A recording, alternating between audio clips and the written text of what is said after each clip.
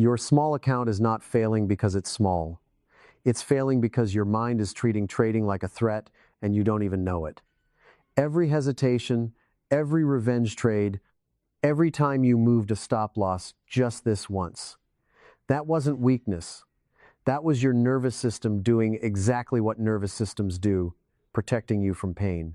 The problem is, the market doesn't care about your protection mechanisms.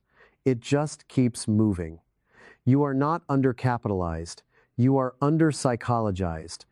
And that is a completely solvable problem, but only if you're willing to look at it directly. Let's look at it directly together right now.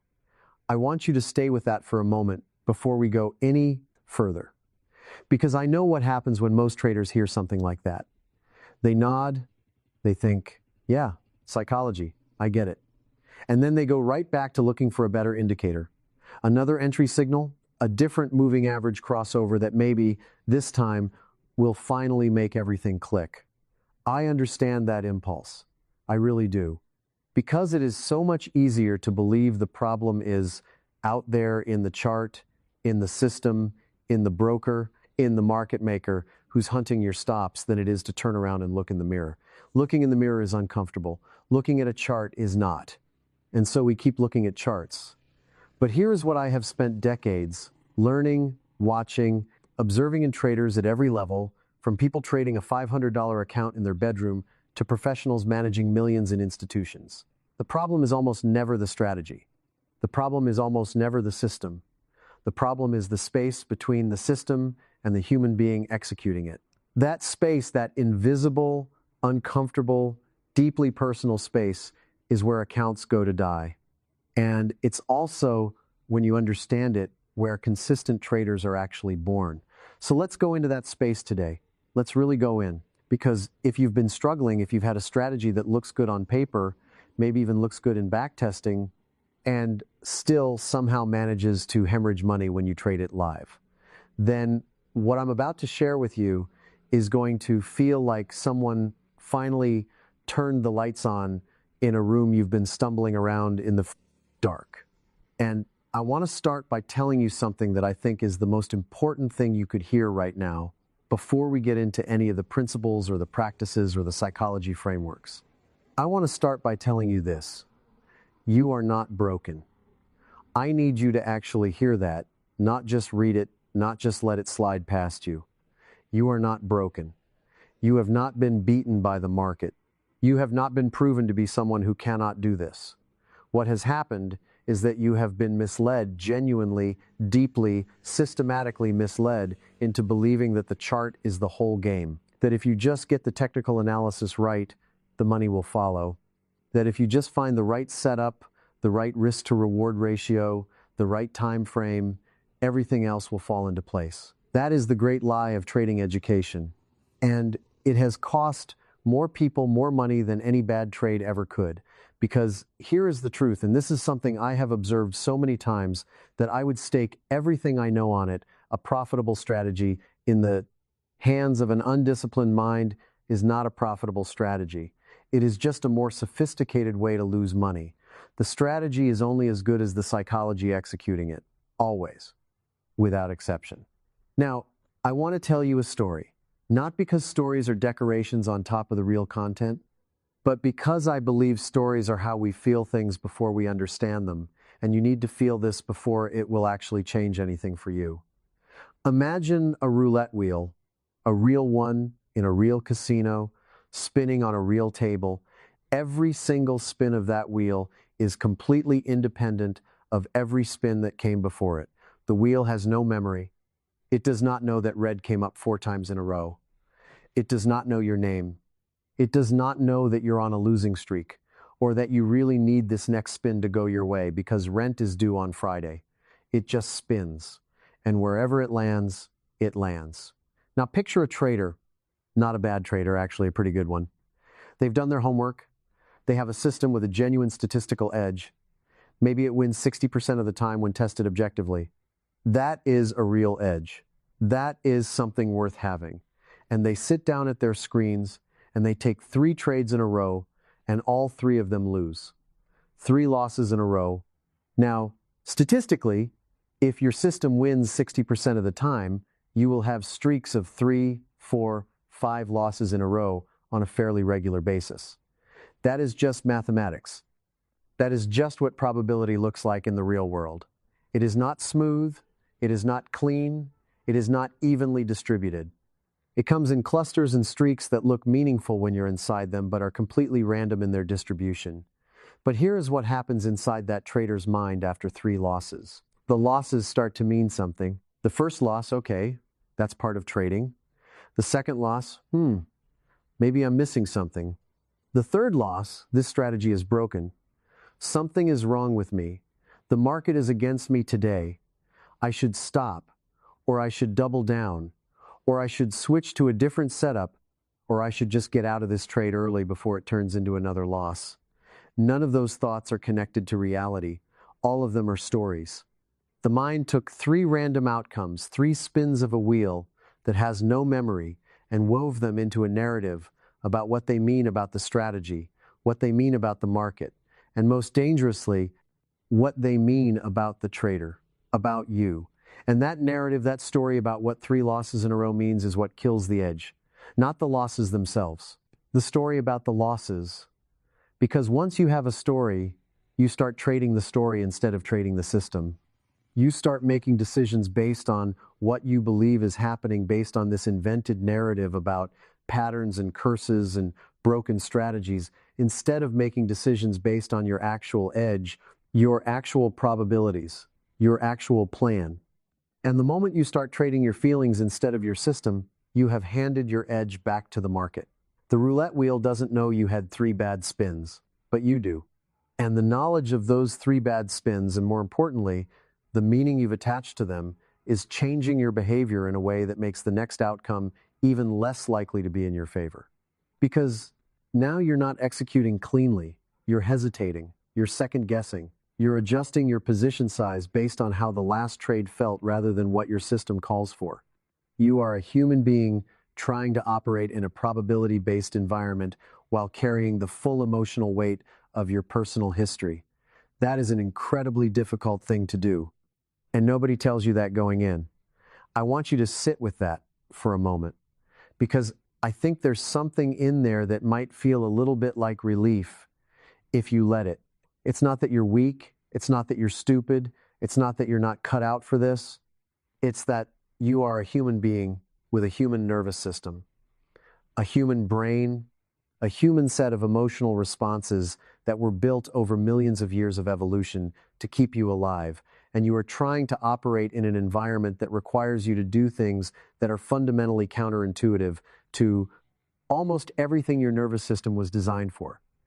Your nervous system does not like uncertainty. It was built to resolve uncertainty fast. Because in the ancient environment our brains evolved in, uncertainty often meant danger. Something moving in the bushes might be a predator. You don't have time to gather more data. You act, or you get eaten. So we became meaning-making machines, pattern recognition engines, story weavers who could take 3 data points and construct a whole narrative about what is happening and what it means and what we need to do about it. That capacity is brilliant in many environments. In trading, it is catastrophic because the patterns you see are often not real. The narrative you construct is often not connected to what the market is actually doing. And the actions you take based on that narrative are often the precise opposite of what your edge requires. This is not a character flaw, this is biology. And the first step to changing it is not to fight it, it is to understand it, to actually see it for what it is, to recognize the moment when your mind starts spinning a story about what 3 losses mean, and to gently, firmly, compassionately say, that's a story, that's not data. Let me come back to the plan. Now I want to tell you another story. This one is about a soldier named Hiroo Onoda. Hiroo Onoda was a Japanese soldier who was stationed in the Philippines during World War II. He was loyal, disciplined, trained, and fiercely committed to his mission. He believed in what he was doing. And when the war ended, when Japan surrendered in 1945, nobody told Hiroo, or rather, he was told, but he didn't believe it. He thought it was enemy propaganda. He thought it was a trick to make him give up. And so he stayed in the jungle, fighting, for 30 years, until 1974. Think about that.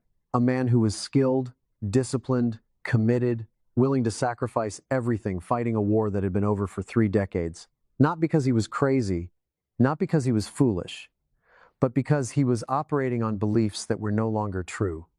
He was loyal to a reality that no longer existed. And his loyalty to those old beliefs cost him 30 years of his life. Now, here is the question I want you to sit with, because this is where it gets personal. What beliefs are you still fighting for that were written in a time that no longer exists? Because most traders, and I mean most, across the board, across every account size, across every level of experience, are operating on emotional rules that were written in childhood. Rules that said, uncertainty is dangerous. Losing means failing. You must be right to be safe. You must be certain before you act, or something bad will happen. Being wrong means something is wrong with you. Those rules made sense once.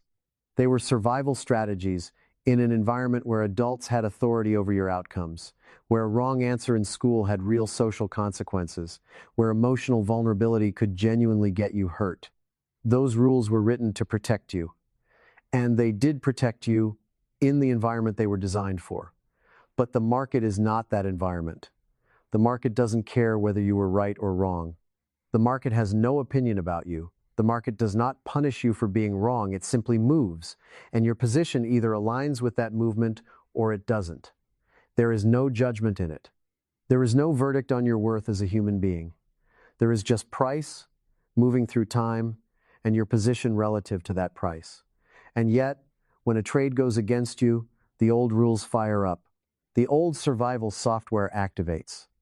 Because to the part of your brain that wrote those rules when you were 8 years old, a loss does not feel like a statistical outcome in a probability distribution. It feels like proof. Proof that you were wrong, proof that you made a mistake, proof that you are not good enough, not smart enough, not skilled enough to do this.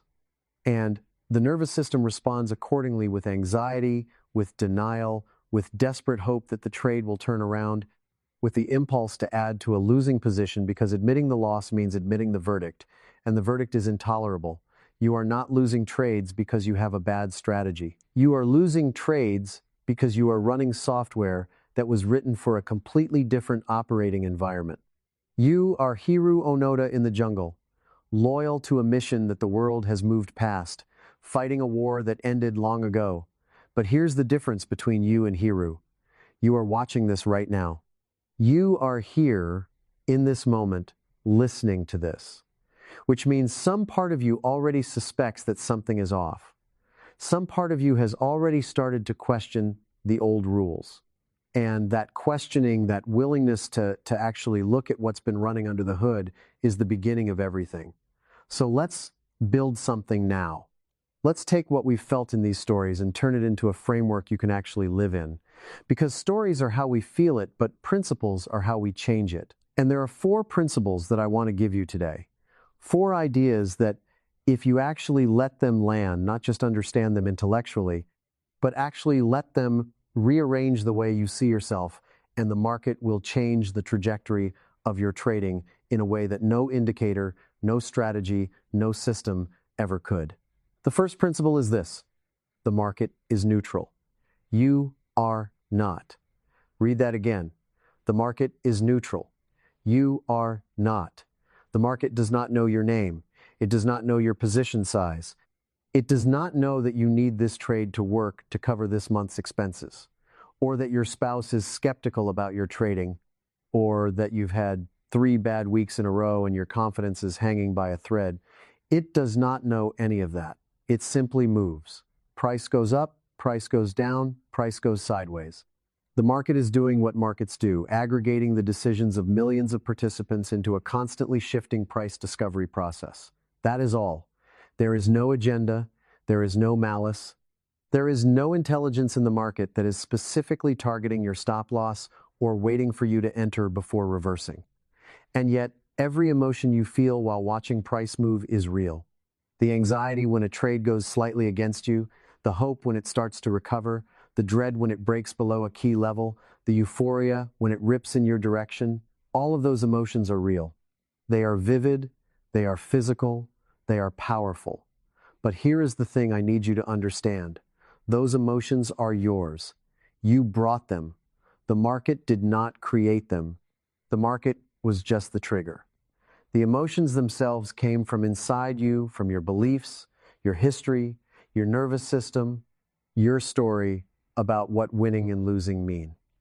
This is one of the most profound and practically important shifts you can make as a trader. Because when you stop making the market a character in your story, when you stop experiencing it as something that is responding to you, targeting you, testing you, you free yourself from an enormous amount of emotional noise. You stop reacting to a drama that isn't real. And when you stop reacting, you start responding. You start executing.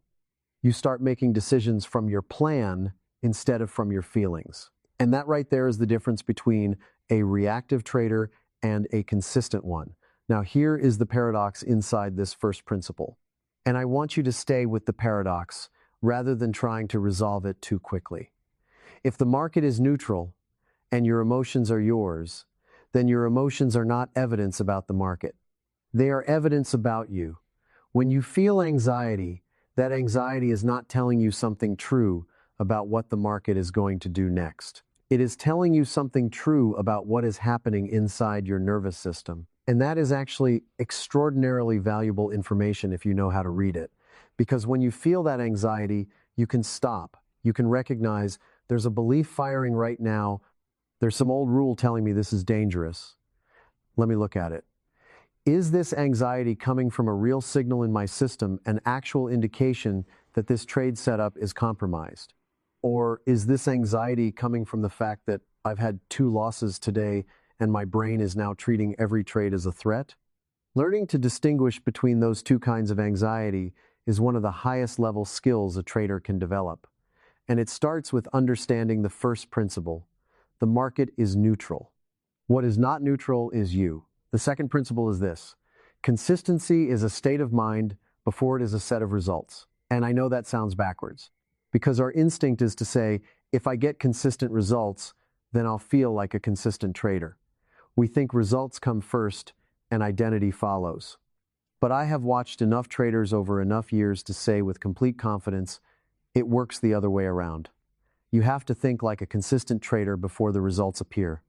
The identity has to come first. Otherwise, every loss shakes the foundation. Every bad week makes you question whether you should even be doing this. Every mistake becomes evidence that you were never really consistent to begin with. What does it actually mean to think like a consistent trader? It means this. You execute your plan when you feel like it and when you don't. You take the signal when it appears, even if the last 2 signals lost, because your edge is defined over hundreds and thousands of trades, not over the last 3. You take the loss when the market tells you you're wrong, without drama, without making it mean something about your worth. And you take the win with the same emotional temperature as the loss, not with euphoria, not with the feeling that you finally figured it out, but with a quiet acknowledgement that the process produced a favorable outcome this time, and the process is what you're committed to. That is incredibly boring from the inside, and I mean that sincerely. Consistent trading is boring. It is repetitive. It is process-oriented in a way that our brains, which crave novelty and excitement and the dopamine hit of a big win, actively resist. And here is the dark truth inside that observation. Many traders who struggle are not primarily struggling because of fear. They are struggling because of addiction. They are addicted to the emotional volatility of trading, the highs of the wins, the drama of the reversals, the story of the comeback. The market is a perfect machine for delivering that kind of emotional stimulation, and the nervous system learns to crave it in the same way it can learn to crave any other source of dopamine. I want you to think about a casino owner. Not a gambler, a casino owner. The owner of the casino does not stand at the roulette table watching every spin with anxiety. They do not feel their stomach drop when a player wins a big hand at the blackjack table. They do not feel despair when there's a bad night and the house takes a loss. They know with the kind of deep, bone-level certainty that comes from truly understanding probability that over thousands and thousands of hands and spins and pulls of the slot machine lever, the mathematical edge will pay. The house will win. Not every hand, not every night, but over time, always. The edge is inviolable if you let it play out. You are meant to be the casino in your trading. You are not meant to be the gambler. The gambler is in it for the excitement, the possibility of the big score, the rush of not knowing what happens next. The casino owner is in it for the process, the systematic, boring, reliable expression of a mathematical edge across a large sample of events. The gambler loses over time, even when they get lucky, because they haven't submitted to the edge. The casino owner wins over time, even when they have bad nights, because they have completely surrendered to the math. Which one are you being right now? And I'm not asking that as a judgment. I'm asking it as a genuine, compassionate question, because the answer tells you everything about what needs to change. The third principle is this: fear doesn't disappear. It gets replaced. And this is where so much well-meaning trading advice goes completely wrong, because the advice is usually, just be disciplined, just control your emotions, just follow your rules, as if you could willpower your way to fearlessness, as if the anxiety and the hesitation and the impulsive decisions were simply a matter of not trying hard enough. And if you have ever tried to willpower your way through fear-based trading, you know deeply in your bones that it doesn't work. You white-knuckle through one trade and blow it on the next. You hold it together for a week and then have one terrible session that undoes everything. Willpower is not the solution, because willpower is fighting the symptom. The symptom is fear. The cause is a belief. Fear is not a random emotion. Fear is a signal. It is your nervous system sending you a message about what it believes is about to happen. And the belief underneath most fear-based trading behavior is some version of this: I need this trade to win to prove that I'm okay. It might not be that explicit. It might be buried under layers of rationalization and technical analysis. But at the root of the hesitation, the position size adjustment, the stop loss moving, the exit before the target there is almost always a version of that belief. I need this to work. I need to be right. I need this to validate that I know what I'm doing. I need this to cover what I lost last week. I need this to prove to myself that I belong here. When that belief is running, you are not trading the market. You are trading your self-image. And the market is an absolutely brutal place to try to manage your self-image. It will not cooperate. It does not care about your need to be right. It will go where it goes. And if your emotional safety is tied to the outcome of the trade, you will make decisions every single time that prioritize your emotional safety over the intelligent execution of your edge. You will exit early to lock in a small win because a small win feels safer than the uncertainty of letting the trade run. You will move your stop because cutting the loss now feels like too much evidence against the belief that you're a good trader. You will add to a losing position because admitting the loss means admitting the verdict. And the verdict is that you were wrong. And being wrong is, at the level of that old belief, intolerable. So how do you replace the fear? Not through willpower, not through discipline alone, through a genuine, deeply held shift in belief. Specifically, this belief: my job is to execute the process. The market decides the outcome. I am not the outcome. Read that again slowly. My job is to execute the process. The market decides the outcome. I am not the outcome. This is not a surface-level affirmation. This is not something you say to yourself 3 times before you open your charts and then forget about the moment the trade starts moving. This is a fundamental restructuring of the relationship between your identity and your results. It is moving from, I am someone who wins trades, which makes every loss an attack on who you are, to I am someone who executes a process with integrity, which means a loss is simply information. Simply one data point in a long probability distribution. Simply what happened this time, with no verdict attached. This shift takes time. It takes repetition. It takes the willingness to sit with discomfort while the new belief takes root and the old one loosens its grip. But it is the only thing that actually works. And once you begin to live in it, even partially, even imperfectly, you will feel something in your trading that you may not have felt in a long time.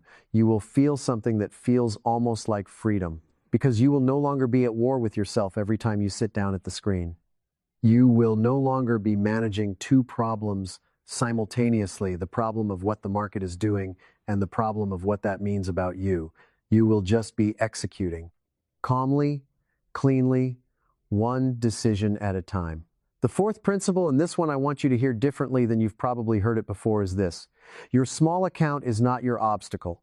It is your teacher. And it is the most efficient teacher you have ever had access to. I know what it's like to look at a small account and feel trapped. To feel like if I just had more capital, everything would be different. If I could just get funded, just get to a point where the position sizes felt meaningful, just get past this